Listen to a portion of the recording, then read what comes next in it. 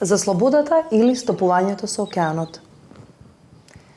Векови сме далеку од слободата, затоа што се уште од тугите синџири се ослободуваме. Пишува Ѓоко Здравески. Како предигра за текстов ќе раскажам две случки на темава што ми го привлекле вниманието и ми побудиле размислување. Првата се случува во меѓународен автобус што застанува од град в град до конечната дестинација. Во автобусот се вози човек со мајца Freedom is a state of mind. Човекот е нервозен пушач што на секоја станица трчанката излегува надвор за да запали уште една цигара. Втората приказна се случува во полициска станица. Службеникот ми ја враќа возачката дозвола откако ми ги впишал казнените поени за пребрзо возење и ми вели: "Слободен си, Ѓоко." Во мене нешто почнува да се бунтува. Како бе слободен? Од кај знаеш ти дали сум слободен? Ти ли ќе ме ослободиш? Што знаеш ти па за мене за да ме ослободиш? Кој си ти мене да ме ослободуваш? Ја немаш таа моќ врз мене. Не ти ја давам таа моќ. Слободата е еден од оние зборови натежнати од значење поради прекумерната употреба. Толку многу му си има проширено значенското поле што веќе е испразнет од значење. Зборот е станат банален, излитен, одомилен е станат одмилен, како милината песна што сите ја пеат. Па тебе ти се одмилила баш затоа што сите ја знаат на памет. Такви се изборовите љубов и вистина, например. Ајде да видиме во какви комбинации го среќаваме зборот слобода во македонскиот јазик. Слободна волја, слободен дух, ослободи го умот, борба за слобода, борци за слобода, слобода на мислењето, слобода на изразувањето, слобода на говорот, слобода на медиумите, поетска слобода, слободен човек, слободен уметник, слободна држава, слободно општество, слободни институции, слободно паѓање, слободна љубов, слободна врска, слободен и слободанка. По цртањето имаме цртање со слободна рака, на училиште пишувавме состави на слободна тема, во поезијата, кога стиховите не се римуваат, велиме дека стихот е слободен. Влезот на представата е слободен кога е бесплатен. Масата во кафеаната е слободна. Земаме слободни денови од работа, во фудбалот има слободен удар, во кошарката слободни фрлања, имаме слободно време, што претпоставува дека имаме и неслободно. Слободно е местово за да седнам. Смрт за фашизмот, слобода на народот. Смрт или слобода? Во еден дамнешен скеч на К15, Никола Карев го прашува Гоце Делчев: "Смрт или слобода, брат Гоце?" А Делчев одговара: "И двете, батка Карев, и двете." Ова е на прва топка смешно, бидејќи е парадоксално. Не може и двете, батка Делчев. Мора да направиш избор. Но, дали е така? Што ако ја разгледуваме смртта како наша последна иницијација, како конечен премин? Како последно и конечно одвојување од телото? Совршена слобода. Конечен раат од себе, значи од се. И што ако стравот од смртта е всушност страв од слобода? Во ритуалите на иницијација, иницијантот редовно доживува некаква привидна, символична смрт за да премине некаков општествен праг, за да се иницира во некаков нов, повисок статус, да добие нова, поодговорна функција. Пример, детето иницијант во архаичните општества, за да стане возрасен човек, често поминува време во некаков изолиран простор, што потсетува на мајчината утроба. Темен и влажен простор што личи на гроб.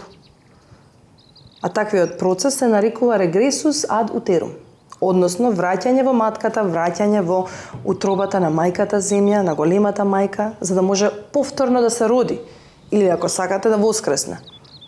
Бесконечноста на кругот кој се претвора во спирала, спирала, спирала. И ваквата привидна, символична смрт денес популарно се нарекува и смрт на егото. Се постигнува со разни длабоки медитации, понекогаш природни, понекогаш под дејство на помошни средства. Понекогаш со посебни начини на дишење или со ритуални танци при кои се влегува во состојба на транс, какви што се дервишките танци или различните видови шамански ритуали, но се доживува и одеднаш, неочекувано, па така луѓе сведочат за таа символична смрт на егото, постигната од состојба на огромна болка, без излез, длабок очај. Оваа состојба е позната како просветлување. Сега, тие просветлувања се многу ретки, не се постојани, а многу почесто се само краткотрајни подосветлувања, односно дзиркања надвор од себе и од сопствениот ум, од сопственото до тогашно постоење. Пред човекот што достигнал една таква изменета состојба на свеста, повторно да се врати во своето свесно јас, во својот ум и во своето тело, во правилата на игра што дотогаш ги имал осознаено во животот. Во таквата изменета состојба на свест, исчезнуваат границите на сопственото тело и свеста се проширува кон надвор.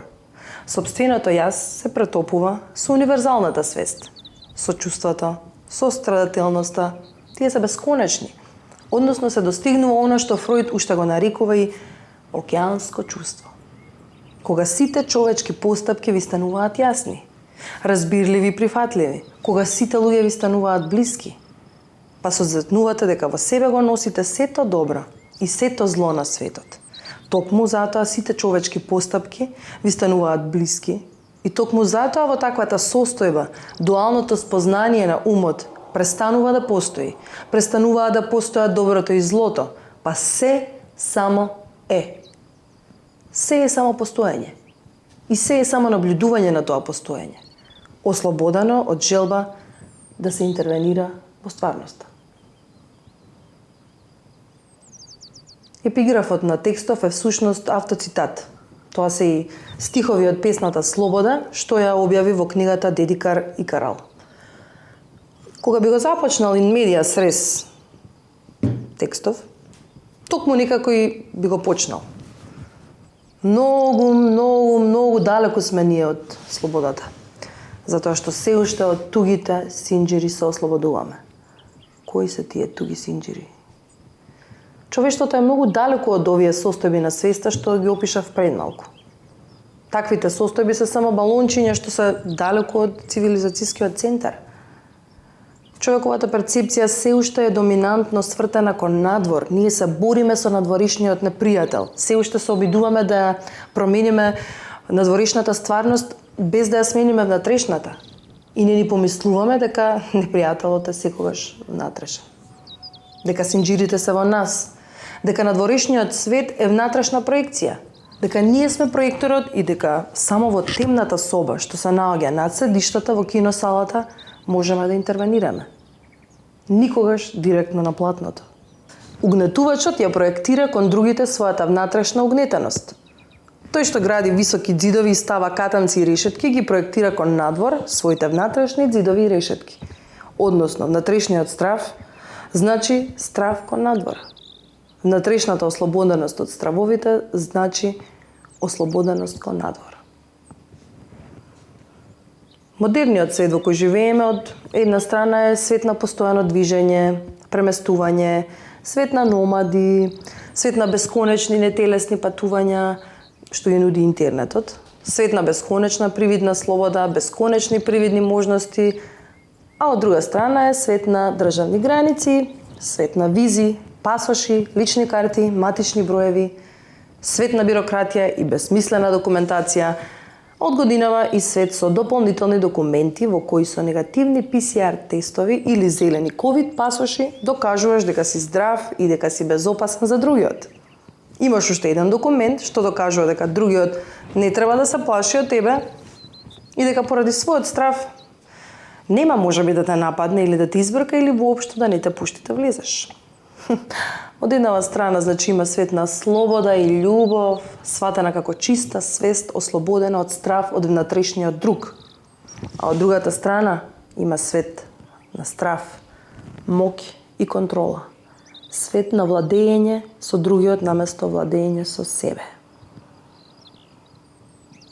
За крај, Ќе парафразирам една минијатура што е исто така објавена во Дедикар Икарал, книга која инаку зборува токму за овие контрадикторни пориви на човекот. Едниот да полета, другиот да падне и да се извалка во калта. Насловот на книгата Дедикар Икарал е позаемен од драмата Лет во место на Горан Стефановски, кој пак преку еден свој лик во дупло дно вели: лесно е да си слободен како птица, биди слободен како човек.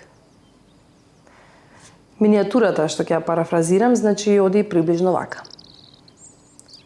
Слободата ќе дојде кога ќе ја стопиме сантата мраз во себе и ќе станеме едно со океанот. Дотогаш ни останува илузијата на тој што мисли дека гледа се качен на врвот од сантата. Првата слика алудира на сантата мраз, што се поврзува со теоријата на Фројд за свесното и несвесното. Односно, образложено би значило дека за да се дојде до внатрешната слобода, потребно е да се освести или стопи несвесното. Да се осветлат темниците на свеста. Потребно е соочување со генерацијски наталожените стравови, со генерацијски наталожените внатрешни граници, соочување со архетипите, растарување на маглите, чистење на бигорот, значи многу работа со себе. И дури тогаш, кога сантата мраз ќе се истопи, индивидуата ќе стане свесна дека е едно со океанот, односно со универзалната свест, и дури тогаш ќе се ослободи од себе си. Втората слика ја прикажува перцепцијата свртена кон надвор. Во втората слика има јасна хиерархија, има врв, има гледање од високо, има алузија на презир и контрола. Замислувам свет на индивидуи, стопени со океанот, со ослободени потенцијали и разбудени таленти. Свесни индивидуи, што ќе си ги знаат своите можности и свет во кој одговорностите ќе се подразбираат затоа што ќе идат заедно со разбудената свест.